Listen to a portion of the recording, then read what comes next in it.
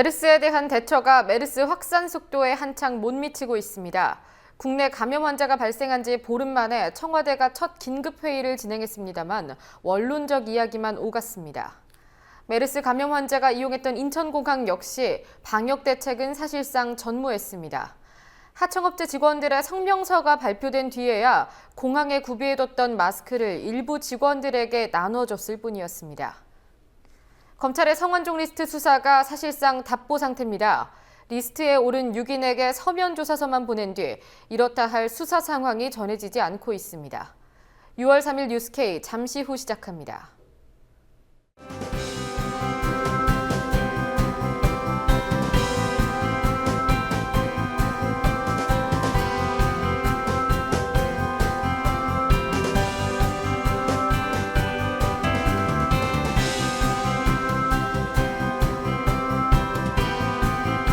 뉴스K가 퇴근길에 함께합니다.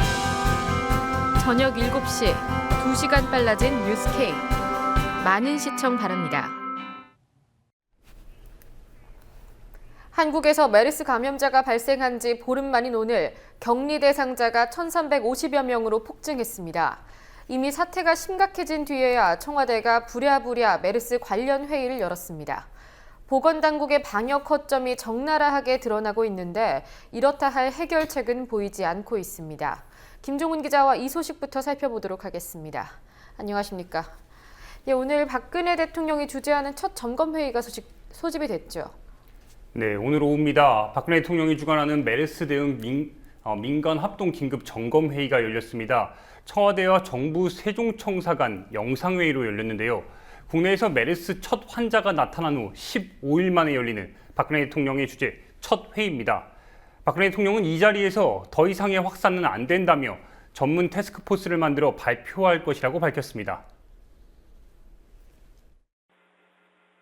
그 환자의 치료와 또 그 처리 과정 및 감염 경로, 그다음에 치료 의사들의 그 어떤 이동 방향 이런 것에 대해서 좀 그 논의를 해야 되겠고, 또 그 이후에 그 접촉 환자의 그 진료 기관 또 진료 의사 등 그 환자들의 그 이동 경로가 어떻게 됐는가 하는 것을 이제 파악해 볼 필요가 있겠습니다. 네, 한편 정부가 오늘 발표한 메르스 격리 대상자는 정오 기준으로 1,364명으로 폭증했습니다. 전날까지 791명이던 격리 대상자가 하루 사이에 573명이나 늘어난 것입니다. 여야를 가리지 않고 정부의 대응이 미온적이라는 지적이 이어지고 있지 않습니까? 네, 그렇습니다. 최근 청와대와 친박 의원들로부터 무한 공세를 받고 있는 유승민 원내대표가 오늘은 목소리를 높였습니다. 유승민 원내대표는 초기 대응에 있어서 골든타임을 놓치는 뼈아픈 문제가 있었다며 정부 대응을 비판했는데요. 그러면서 야당의 요구와 같은 메르스 관련 정보 공개의 필요성을 강조했습니다. 어느 병원이냐, 환자가 누구냐, 감염 경로가 어떻게 되느냐, 치료 방법이 무엇이냐 이런 등에 관한 확인되지 않은 얘기들이 SNS로 급속히 번지고 있는 상황입니다. 국민의 불안과 불신을 해소하기 위해서 정부는 그동안의 정보 공개에 대한 대책도 재점검해서 필요한 정보는 공개하는 길도 생각해 봐야 된다고 생각합니다. 당 정책위에서 네, 새정치연합도 당 차원의 대책위원회를 구성하고 총력 대응에 나서고 있습니다. 추미애 대책위 위원장이 오늘 오후 기자회견을 했는데요. 정부의 안일한 대응이 국민적 혼란을 야기했다고 지적했습니다.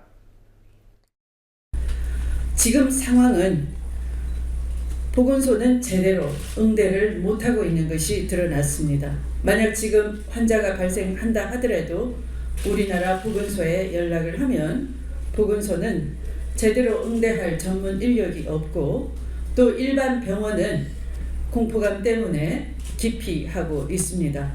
그러므로 야당의 경우에는 몇 가지 해법도 제시했다고요? 네, 크게 보면 세 가지입니다. 정부의 메르스 위기 경보 수준을 주의에서 경계로 상향 조정하고, 두 번째는 메르스 발생 지역과 병원 등 필요한 정보를 공개하고, 세 번째는 범정부 차원의 대책기구를 구성하는 겁니다.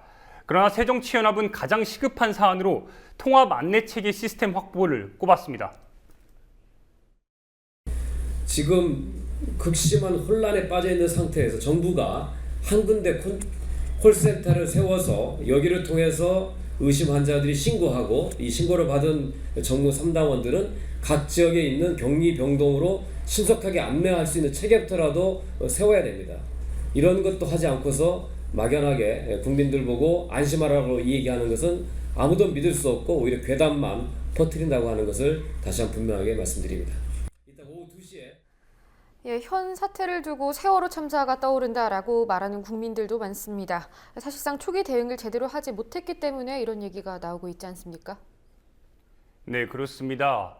그제입니다. 지난 1일 박근혜 대통령이 주재한 수석 비서관 회의가 열렸는데 이 자리에서 박근혜 대통령은 지난 5월 20일 우리나라에서 처음 중동호흡기 증후군 환자가 발견된 이후 지금까지 15명의 환자가 확인됐다고 말했습니다. 그러나 이 회의 3시간 전에 이미 정부는 메르스 환자가 18명이라고 공식 발표했는데요. 김무성 여당 대표도 최고위원회 회의에서 18명으로 늘어났다고 말했습니다.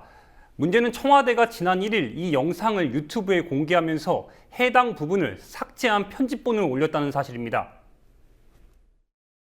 이번 개정안이 위헌일 소지가 높다는 점을 인식하였던 것입니다. 메르스와 같은 신종 감염병은 초기 대응이 매우 중요한데 전파력에 대한 판단과 접촉자 확인, 예방 홍보와 네, 해당 영상을 보면 중간에 편집된 부분에서 끊어진 것을 알 수 있습니다. 이 때문에 이재호 의원 등 여당 내부에서조차 박근혜 대통령을 향해서 초기 대응이 미비했다며 비판의 목소리를 높였습니다. 나는 정말 이 정부가 생각이 있는 정부에 의심이 들 때가 많습니다. 불과 1년 전에 세월호 침몰 사태가 일어났을 때 그때 정부가 허둥대고 청와대가 제대로 방향을 못 잡고 그 결과 1년 후 지금까지도 우리는 세월호 무위중에 시달리고 있습니다. 그때 국민이 예, 여당에서는 또 내부적으로 내용을 겪고 있는 양상도 나오고 있습니다. 이번에는 비박계 의원들이 친박계를 향해서 역공을 취했다고요. 네, 어제 친박계 강경파로 분류되는 이장우 의원을 비롯해서 친박계 의원들이 유승민 원내대표의 공식 사퇴를 요구했습니다. 오늘은 비박계를 중심으로 운영되는 여당 초재선 모임인 아침소리 의원들이 오후에 기자회견을 했습니다. 이들은 국회법 개정안에 대한 논란은 법과 제도를 통해 차분하게 진행시켜야 한다고 밝히면서 위헌성 문제 역시 제도적으로 정해진 절차에 따르는 것이 타당하다고 말했습니다. 또 지금 국민들은 메르스 공포에 휩싸여 있는데 우리 정치권은 집안 싸움과 헤게모니 다툼에 몰두하고 있다고 비판했는데요. 사실상 국회법 개정안 합의로 유승민 원내대표의 당직 사퇴를 요구한 친박계의 공세에 비박계 의원들이 비박계 차원의 역공에 나섰다고 볼 수 있습니다. 예, 메르스 공포를 얘기했는데 사실상의 정치적인 수사가 작용된 건 아닐까 좀 걱정스러운 마음이 드는 것도 사실입니다. 네, 다음에는 황교안 국무총리 후보자와 관련한 소식도 좀 짚어봐야 될 것 같은데요. 오늘은 시민사회단체가 임명 반대를 공식적으로 요구했다고요. 네, 오늘 오후입니다. 참여연대 등 시민사회단체들이 전관예우를 비롯해 각종 의혹을 받고 있는 황교안 국무총리 후보자에 대해 총리 자격이 없다면서 임명반대 기자회견을 가졌습니다. 공동기자회견을 주최한 단체는 참여연대를 비롯해서 한국진보연대 등 200여 개 시민단체로 구성된 국정원 시국회의입니다. 국정원 시국회의는 기자회견에서 황교안 후보자의 의혹이 너무 많아서 열고조차 어렵다고 밝히면서 그중에서도 심각한 4가지 의혹을 강조했습니다. 바로 전관예우, 불법적인 전화 변론, 그리고 수입 내역 삭제, 4.19 혁명을 혼란으로 정의하고 5.16 쿠데타를 혁명으로 말한 편향된 역사관입니다. 수임한 119건 중에 19건은 수입 내역을 삭제하고 제출했습니다. 이것은 정식 사건 수임이 아니라 상담과 자문만 했기 때문에 수입 내역을 밝힐 수 없다고 합니다. 19건의 내역이 19건 야동이 아니지 않습니까? 떳떳한 내용은 왜 공개 못합니까? 이를 공개하지 않는다면 이는 떳떳하게 수임한 사건에 대한 대가가 아니라 부정한 네, 국정원 시국회는 이어서 현재 황교안 후보자는 변호사 시절 전관예우를 누리며 월 1억 원씩 보수를 받았고 법무부 장관 후보자로 지목된 뒤에 5일 동안 근무한 법무법인 태평양으로부터 약 1억 1,700만 원을 받았다고 지적했습니다. 예, 생각할 수 있는 웬만한 의혹들이 다 제기가 되고 있는데 과연 인사청문회에서 제대로 논의가 될 수 있을지도 지켜봐야 될 것 같습니다. 수고하셨습니다.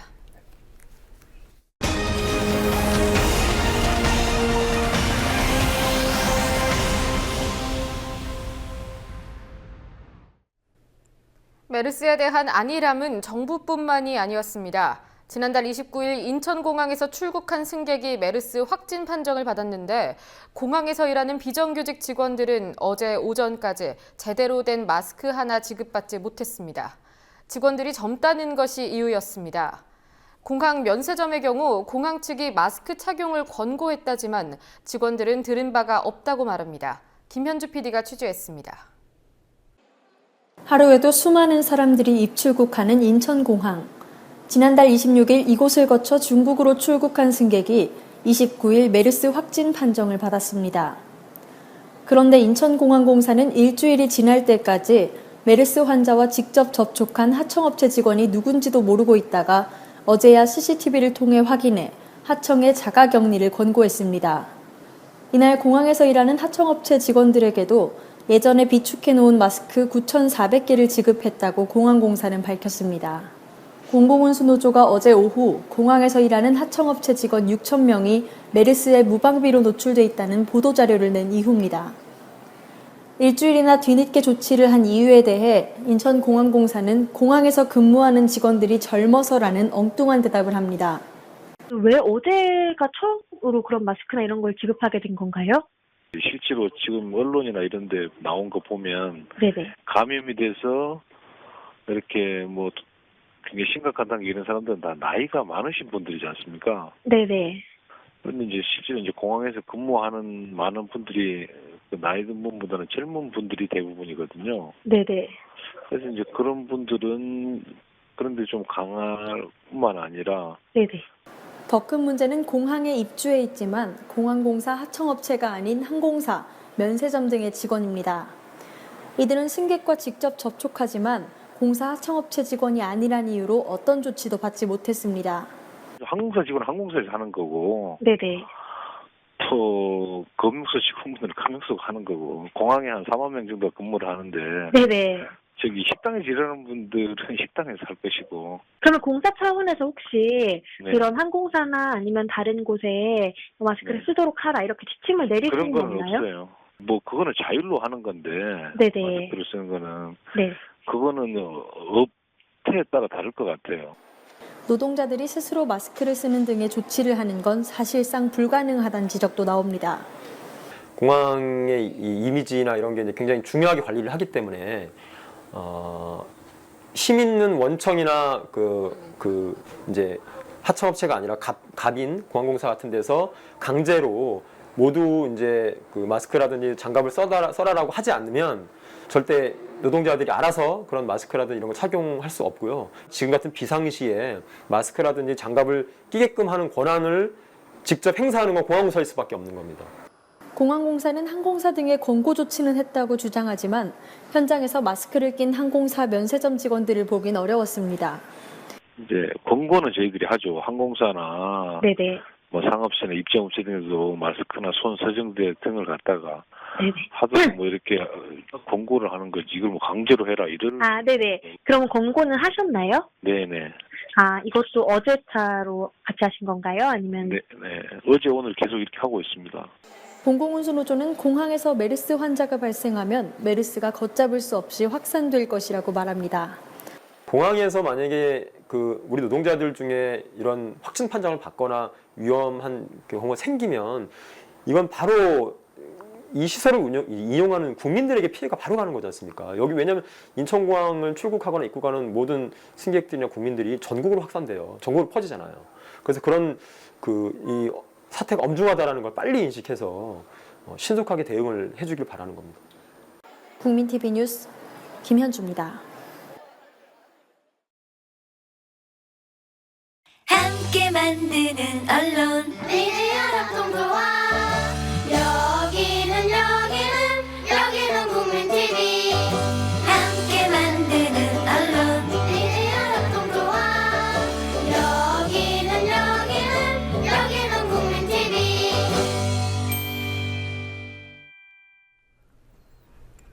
성완종 리스트 수사, 얼마 전까지만 해도 뭔가 시작하는 듯 했던 검찰이 벌써 마무리 수순에 들어갔다는 분석이 이어지고 있습니다. 전현직 청와대 비서실장을 비롯한 리스트 6인의 경우 소환 조사는커녕 맹탕 서면 질의만 한 것도 이를 뒷받침합니다. 검찰 수사 의지에 의구심이 제기되고 있습니다. 안은필 기자가 보도합니다.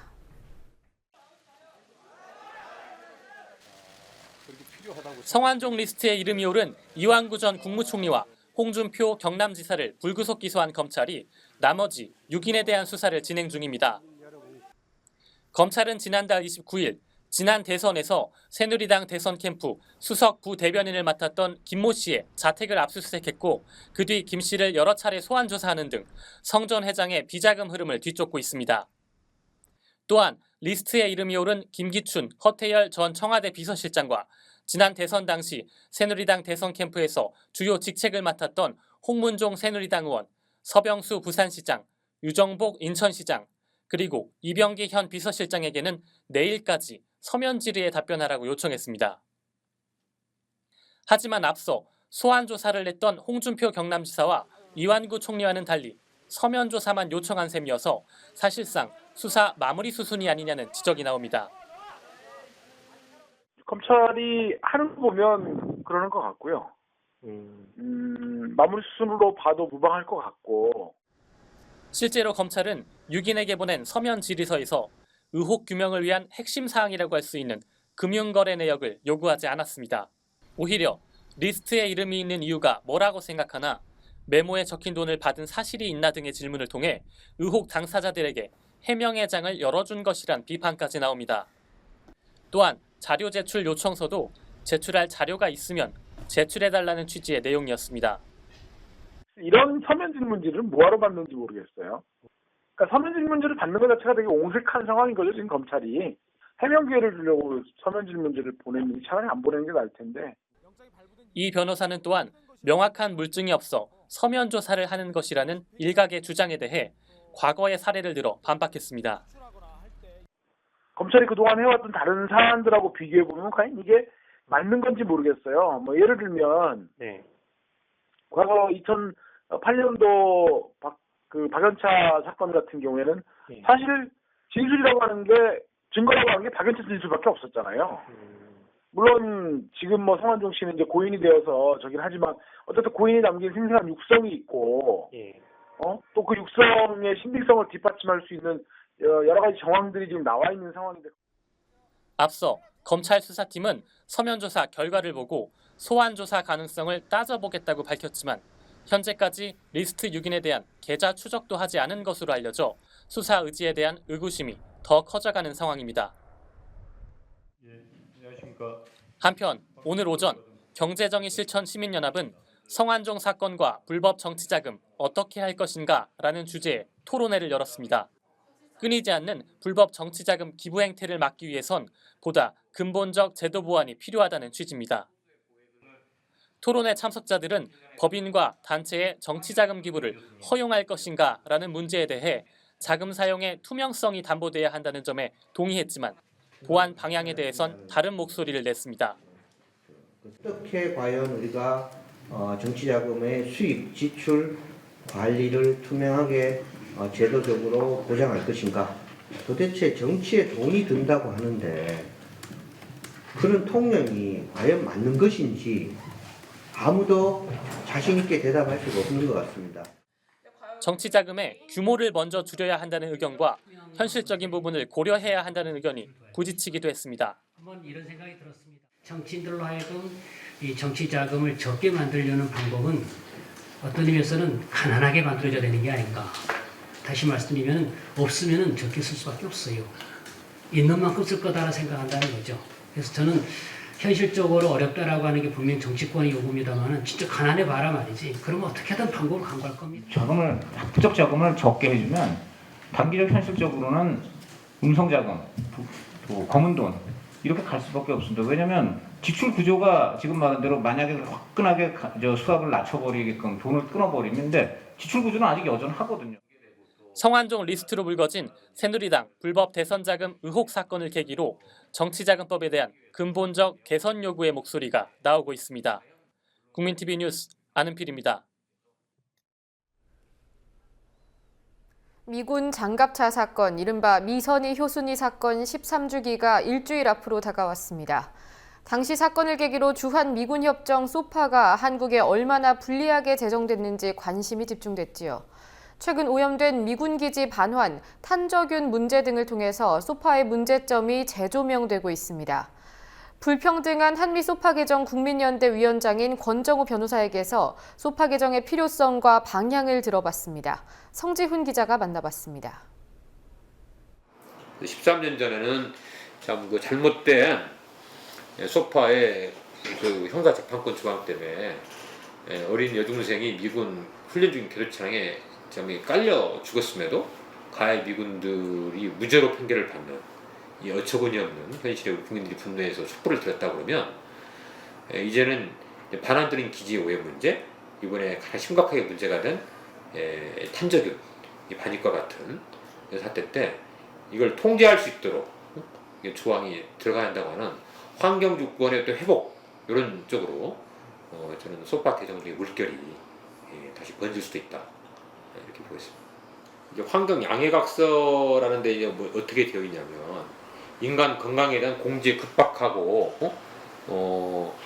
공지에 급박하고 실질적인 위험이 있는 경우에만 보상한다 되어 있어요.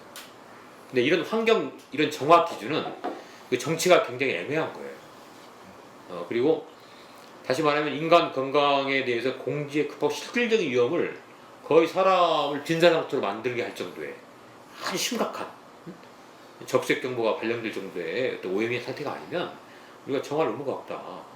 이런 식으로 해놨어요. 그래서 얼마 전 그 캠프캐슬이나 부산 디알로모 같은 데서는 아예 협상 때 한국 당국이 이 미군한테 이거 정화비용을 부담해라 요구도 하지 않아요. 요구도 하지 않고 바로 이 반환부터 받고, 반환받을 때 요구는 이제 그런 거죠. 이쪽이 자치단체라든가 이쪽 그 지역에서 빨리 반환을 받고 싶어한다. 그러니까 이건 비용을 누가 부담하는 건 중요하지 않다. 빨리 반환받는 게 중요하다 하고 반환 받아놓고 한국 정부의 부담으로 이걸 정화하는. 그래서 제가 이거 직무유기로 그 두 지역이 문제된 사건에서 환경부 장관, 그다음에 외교부 장관, 국방부 장관, 합상 담당자들을 직무유기로 지금 4월 말인가요? 고발장을 좀 제출해놓고 조사가 진행 중에 있습니다. 국제 그 생물학 무기에 관한 협정이 있어요. BWC라고. 거기에는 이런 생물학 무기의 근본적인 제조나 뭐 보관이나 이동, 운송이 솔직히 금지되게 되어 있습니다. 한국과 미국도 가입된 국제 조약이에요. 이 국제 조약에도 위배되는 것이고, 그 다음에 이제 국내 그 예방 감염법 여기에 보면은 이런 고위험 원인체 탄저균도 거의 들어있는 건데요. 이걸 반입할 때는 보건복지부 장관 허가를 받도록 되어 있어요. 근데 보건복지부 장관 허가 받은 바가 없거든요. 그 다음에 더 심각한 문제는 이런 핵무기라든가 어떤 생화학 무기라든가 이런 대량 살상 무기가 미군에 의해서 이처럼 반입됐을 때 한국 정부의 사전 협의 동의는커녕 통보도 안 되고 이루어지니까 한국 정부가 전혀 이걸 통제할 수는 없다는 거죠.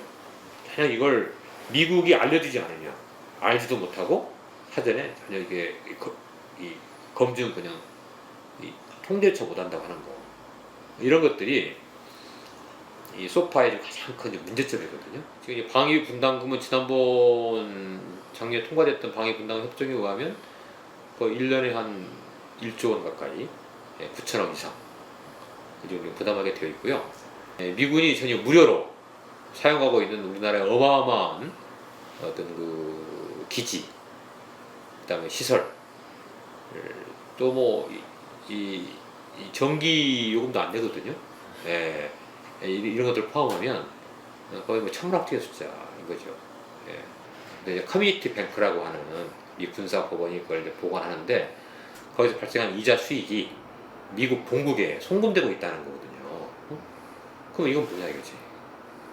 방위 분담금이 필요하다 하더라도 그렇죠? 이건 완전히 국민의 혈세인데 그러면 쓰고 남은 것이 있으면 반환을 하는 게 맞고 또 발생한 이자수익이 있으면 당연히 대한민국에 이렇게 좀 환급을 해야 되는데 이걸 미국 정부에 보내고 있다고 이렇게 대탁한다면 그럼 과거 식민지 시대에 그냥 이렇게 어떤 경제적인 잉여를 그대로 가져가는 것과 좀 뭐가 다른가? 한국 뭐 국민들을 보호하기 위해서 한국의 이익을 위해서 미군이 와 있는 게 아니라 미군의 어떤 전략적 이익을 위해서 자기들 필요에 따라서 와 있는 거라면 한국의 어떤 사법 주권, 또 환경 주권을 존중하는 방향, 그리고 한국 국민들의 기본권이 보장되는 방향으로 소파가 개정되는 게 이게 세계적인 국제 조약의 추세에 비추어 맞다. 그런 식으로 개정이 돼야 된다고 봅니다.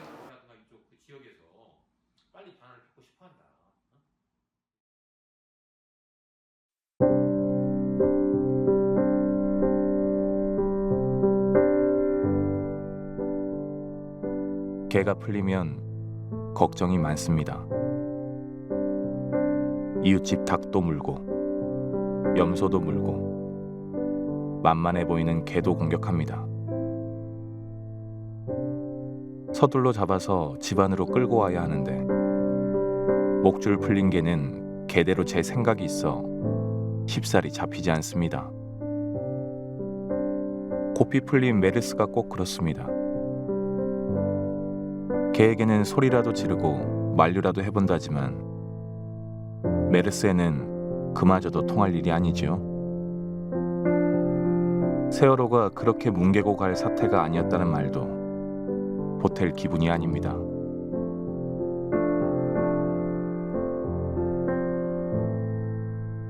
뭐 이런 정부가 있지요. 대통령이야 한결같은.